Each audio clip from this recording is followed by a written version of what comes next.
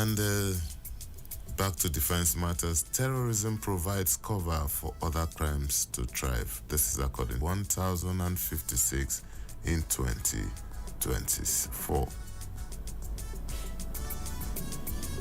And starts with this story. Edo Guba, tension as IGP of Obaseki, PDP disagree over police alleged bias. Court jails father of 4 for raping wife 17 from impact of petrol. State reiterates commitment.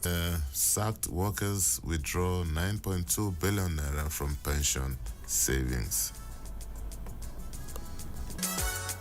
The Tribune newspaper is next now, and it leads with this story. We will integrate technology into education. Nigeria's oil production rose to 1.3 billion barrels per day in August. Well, those are some of the stories we can find on the front pages of the papers across the country. We will take a short break now. When we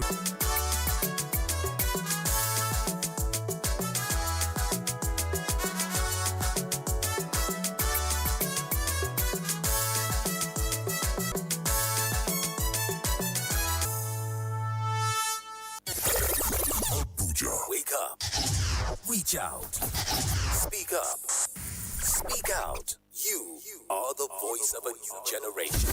And this is your station. Talk Radio 93.7 Citizen FM.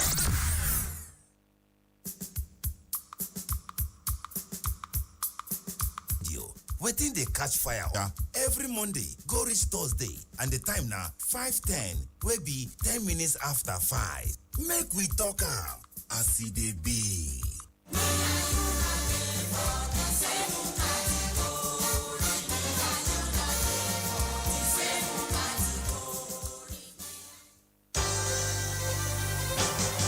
Did you miss out on the news during the week? Not to worry. Package of all the major news headlines that made the Elrum retrospect on Citizen 93.7 FM Abuja every Sunday at 6 p.m. Retrospect. We keep you informed.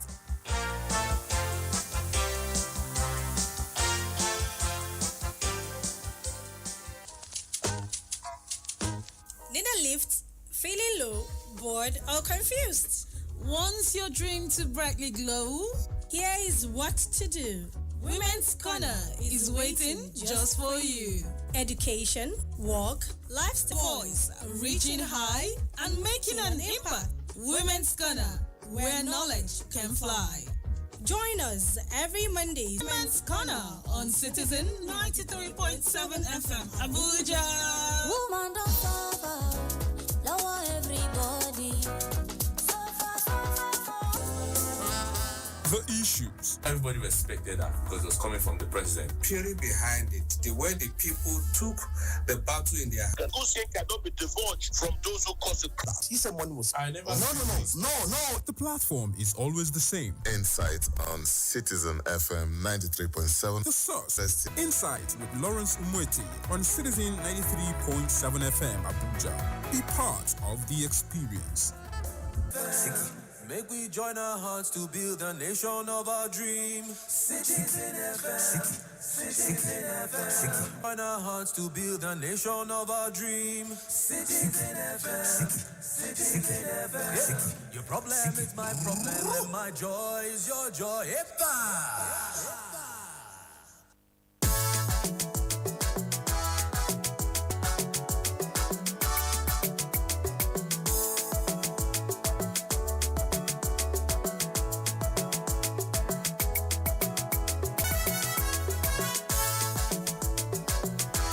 Thank you so much for staying tuned. It's still Newspaper Review on Citizen 93.7 FM here in Abuja. My name is Lawrence Umoite. Welcome to the second half of the show. And this is where we look at some of the headlines in details. And our in-house analyst is here, Mr. Salmon Salami, COO Citizen 93.7 FM Abuja. Good morning, Mr. Salami. very bright and good morning to you, Lawrence Umoiti, and our super citizen listeners. Well, I have to try to be as nice as possible to Mr. Salami so that I'll end myself a very delicious breakfast this morning. So you will need to pardon me.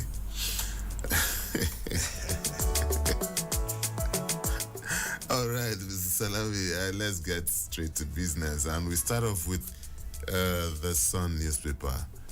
Oil production, CDS gives troops deadline, December deadline to has given the Army, the Air Force, and the Navy mandates to ensure that there is an improvement in crude oil production from 1.35 million barrels per day to 2.2 million barrels by December. General Musa gave the charge while inaugurating members of the Defense Joint Monitoring Team at the 6th Division Nigerian Army Headquarters, Port Harcourt, Rivers State, times to a standstill in the Niger Delta region. The CD has clarified that the essence of the task force was to ensure security. Quite busy. Tough. A few days ago, the perpetrators of the crime will be up. Well, I am not a pastor. I would have told you that God is a Nigerian. What do I mean by that? The emergence of General Chris Musa at this time in our history. Here is a man who is sold out to this country and has given up his life for us. He walks the talk. You can be sure that there will be sanity in the oil and gas industry after yesterday, what he told them yesterday. Here is a man who is known for competence, who sees public office as public trust, and for our tomorrow, his signed off is today. Thank you, General Chris Musa. I wish we have more of Chris Musa and other service chiefs at the helms. Yeah, and just as our military is determined to do this, citizens must also key in to that, because Mr. Salami, don't forget that a few weeks ago also, General Musa emphasized the fact that citizens shouldn't leave the issue of defense and security to the military alone. And we can do this by giving information. We can do this by playing our part. He said it, that security is everybody's business. He was just telling us what ordinarily we should do. We were taught civics when we were in primary school that time. Do they still do that, huh? I doubt. When history is now history. I like that. Workers, they act based on credible information, and they have tomorrow's information today. Clearly, they are ahead. They will be ahead, and this support that the military to achieve this, because quite frankly, Mr. Salami, especially in the Niger Delta, I can speak on that because I'm from that place. I know how things work. Without the buy-in of the people, it's always very difficult for the law enforcement agencies, for security agencies to really make an impact there. So if citizens want good life, if they have to assist the military in getting rid of a lot of this destruction of oil facilities, a lot of this siphoning of oil, a lot of this stealing of crude, a lot of these illegal refineries across board. Every day, every week, you keep hearing that 20, 30, 40 illegal refineries have been set ablaze. In 2 or 3 months later, you see another 200. This is a story for another day. All right, okay, we move on to another story. FG plans zero duty on food import to curb inflation. And still staying with the Sun newspaper, it says in a bold effort to tackle rising food prices and provide immediate relief from inflationary pressures, the federal government has proposed a temporary zero duty levy on selected food imports. This was contained in a statement signed by the Director of Information and Public Relations of the Finance Ministry, Mohammed Manga. According to him, the initiative itself was announced by the Minister of Finance and coordinating the financial. Be overemphasized because food is key to sustenance of life. Not just food, good food, affordable food. And I still keep on saying it that what are Niger State alone is enough to feed the whole of West Africa. If I'm not even Africa.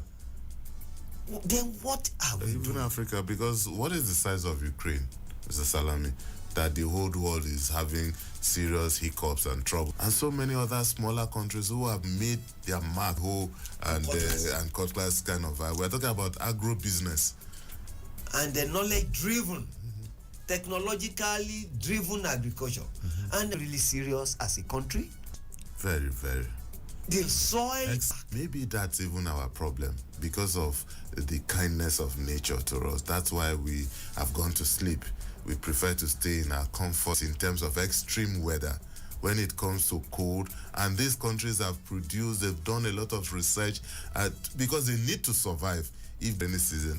And when it's chances are that the child will not be useful to you. If your son has seen your first account, he saw 30 billion. The second account, 25 billion. You are in UK, you stayed close to the PM's house. You are in the US, very close to the Oval Office. And one day you call your child and say, Junior, please come. I want to discuss with you. He said, what?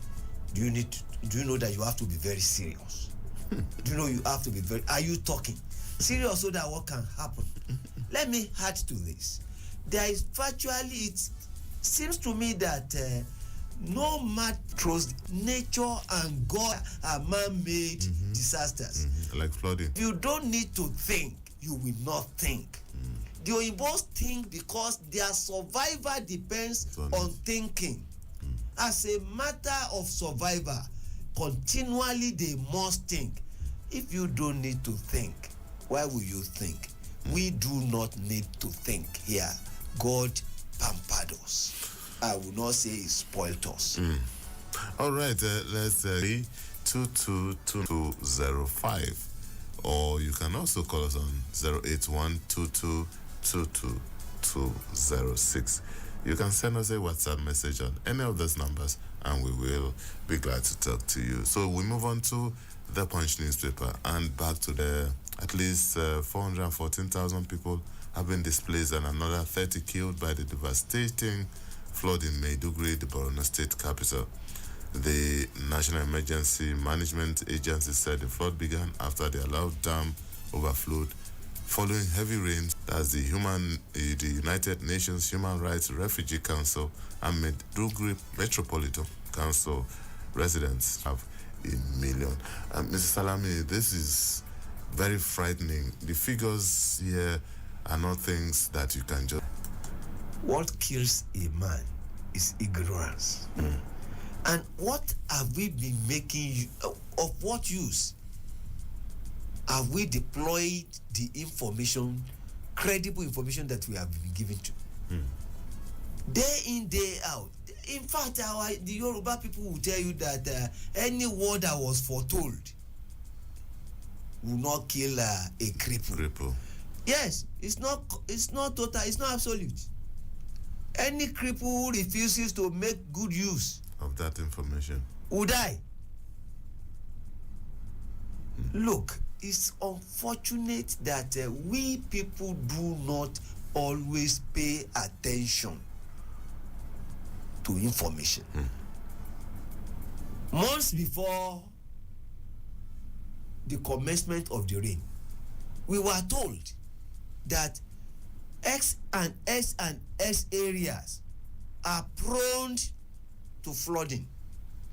Please do Y and Y and Y. It fell on deaf ears. I've been telling whoever cares to listen that we must respect nature. We must always do the needful. If they tell you, please, your waste should be sent, water will always find its level. If water is finding its level, will you begrudge it? Even do begrudge it. Can you begrudge it?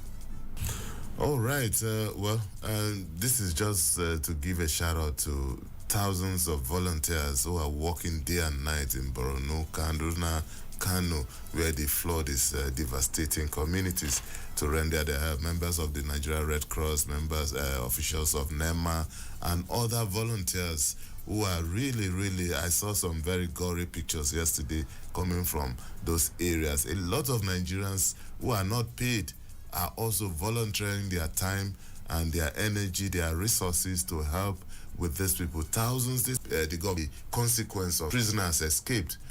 In a zoo was also overrun, and wild animals escaped. So you can imagine that this is not just a case of displacement of people. You have other attendant consequences.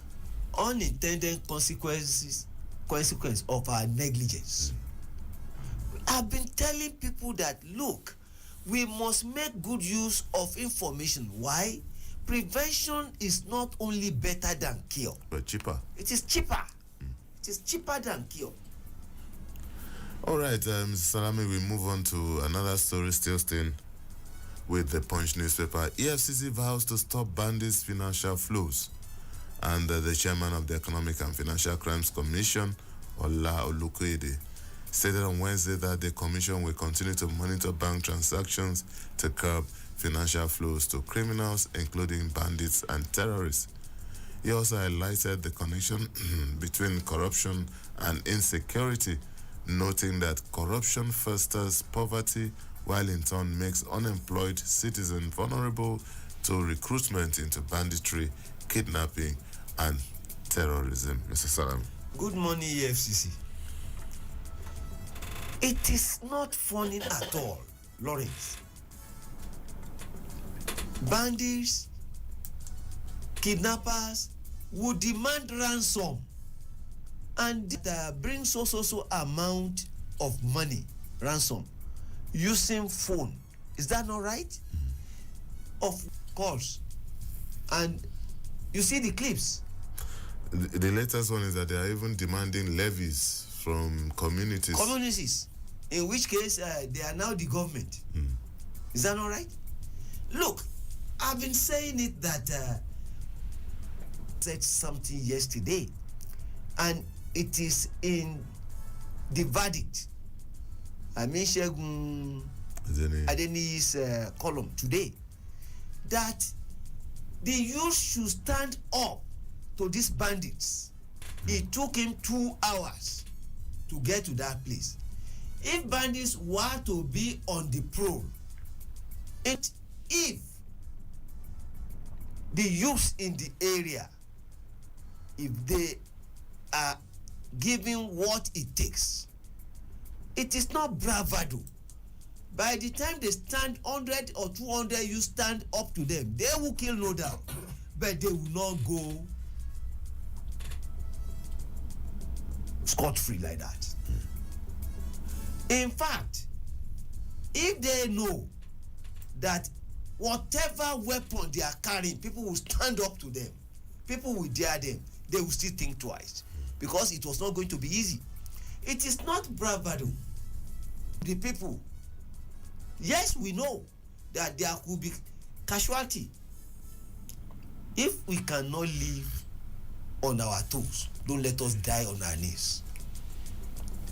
Oh, well, I don't know whether to say that's a wise one or bravado, like you call it, because Mr. Salami, sometimes these bandits are not just your normal bandits. I don't know why we keep calling them bandits. These guys are terrorists, because when you talk about bandits, it paints a picture of a ragtag team moving around, just picking things, people who are just interested in pilfering and stuff like that. But these are guys who have access to some of the most sophisticated weapons, and they come in numbers, in droves. Sometimes they come 50, 40, and it will be foolhardy to expect a group of young boys to stand up to them and only to be mauled down. I think a better alternative would be for this set of people, this youth, to organize themselves and make sure that information is not lacking. They give necessary information to military, to the police, who are better trained, who are well trained to confront these terrorists. Lawrence, there is the need to rethink security in this country. I'm still telling you that these youths in the community, there are ways of doing it. Don't tell me we cannot find a solution to this. No, we can. They are the closest to the people. Before security agencies come, these boys, let us see what we can do. They will still be harmed. We may not harm all of them, right? We may get a few of them, and they are known people, and they must be accountable. You know what I'm saying? Wow, from the other hand. They have destabilized them. Their modus operandi will change, and since they did not expect this, it will affect their destiny. And I can bet you, this is just a stopgap thing before the security